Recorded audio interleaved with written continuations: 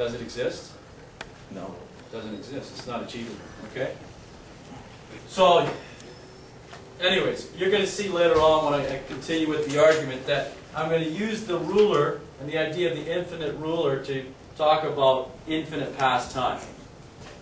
And I'm going to ascribe basically a one-to-one correspondence to, of years in the past to the numbers on this ruler. And you're going to see how, since you can't have an infinitely long ruler, because the infinite is unattainable, it's unachievable, you can't have an infinite past time. But we'll look at that next. That's the first definition I wanted you to think about. Think about that first.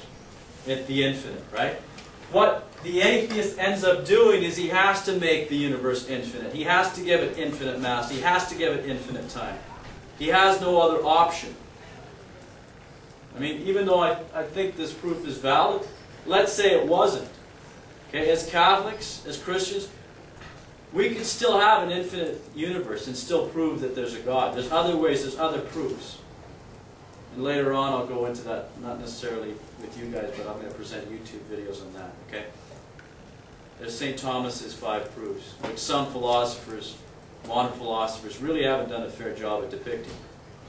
And I could go on and on about that as well. But what they end up doing with those 5 proofs is they set up what we call a straw man. In other words, they don't present it as clearly and as carefully as it needs to be. Because when the people who first looked at the 5 proofs, in the case of where it's presented in this book, where it's presented, it's called the Summa.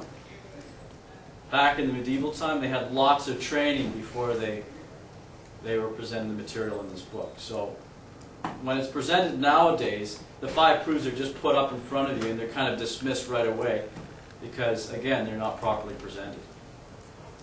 Because most people haven't got the background in order to contradict the prop. I want to make sure it's thorough. That's why I'm taking my time. I don't want to, okay? Okay, so the infinite. So that's what the atheist is stuck with. He's stuck with making the universe into the infinite. Why? Because he ends up giving it the same attributes that we give to God. He gives the attributes of God to the material world. Now you might say, oh, you can't apply the idea of infinite to God. Well, no, I didn't say that I couldn't apply it to the immaterial. I said I couldn't apply it to the material. Okay? Remember what it means. It means unlimited, unbounded, unrestricted. I can't apply it to the immaterial. Because we're dealing with a completely different type of being. Okay?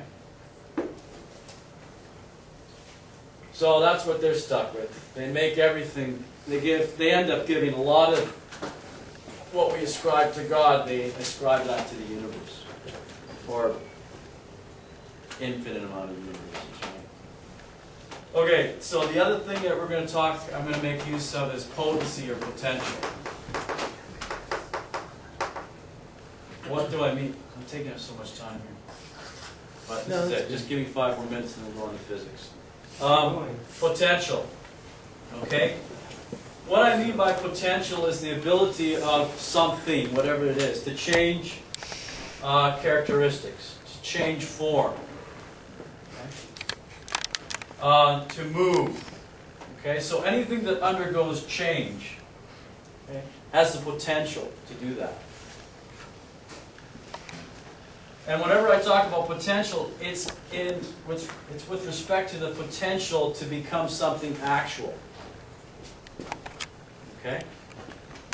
So, nothing is pure potential. This steel, you got me? Phil? This thing here is made out of steel, right? Okay. Now it's got the potential to be transformed into other objects. You could melt this steel down and transform it into a doorknob. So the potential is there to change. It's not an actual doorknob yet, okay? And it isn't until it's melted down and it's turned into it. Okay? But it's got the potential to do that. Okay, so one thing that I said here is that nothing is pure potential. this thing here, this is a video that's going on for everyone to see. So you either keep quiet, or you got 5 seconds to do that, or you're out. Your choice. And I'll deal with you later, because now you're making me mad. You just turned it off? Oh, okay. I'll go on. Finish. Okay. Almost done. Okay, now, nothing is pure potential. Anything that you see that's made up of matter has got some potential to take on some other form, right? Again, I can make a doorknob out of this. I can make this into a knife if I melted it down, right?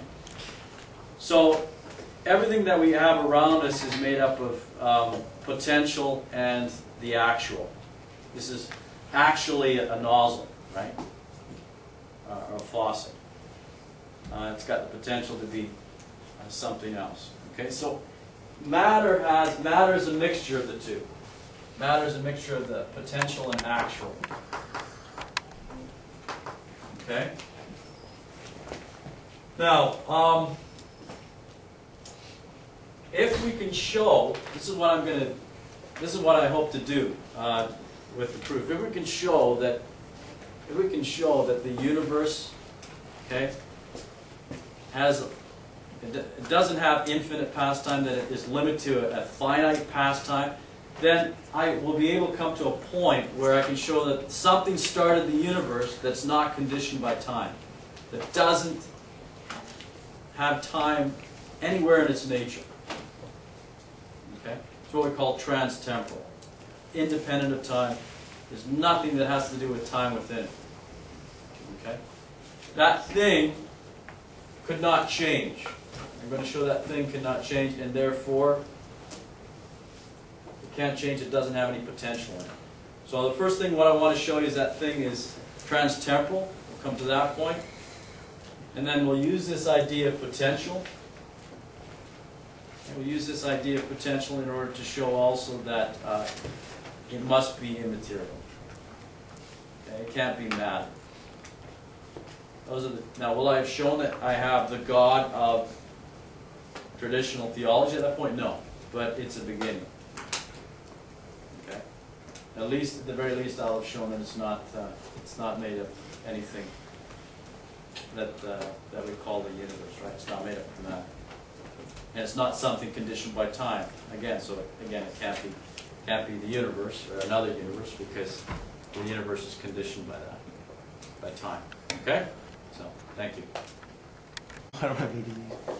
We got to the point last time where we were saying that an infinite regress, like if we kept going back and back and back, an infinite amount of times is impossible. We said that infinite past time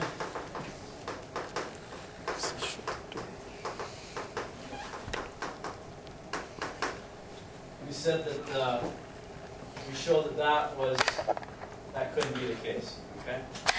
That was a contradiction. Why? Because this term here has to do with an infinite amount of time, an infinite amount of magnitude. And again, I said that people like David Hilbert, a mathematician in the 20th century, found that you guys aren't even paying attention. If I'm gonna film this, you got to pay attention. Okay? Okay. David Hilbert, 20th century mathematician, one of the top, actually the top in his field, said that the infinite is applied to the material world, okay, was just a figment of speech. Whenever we applied that word to anything of magnitude, and that would include time. Okay. So a word that we use to describe the infinite is that which cannot be achieved, the unachievable. Okay, what about past time? Well, we know it's happened. Past time, all the events that happened up to this moment have occurred. So we say that this is achieved. The unachievable act. Okay. So we've got something that's unachievable and something that's been achieved. It's a contradiction. Okay.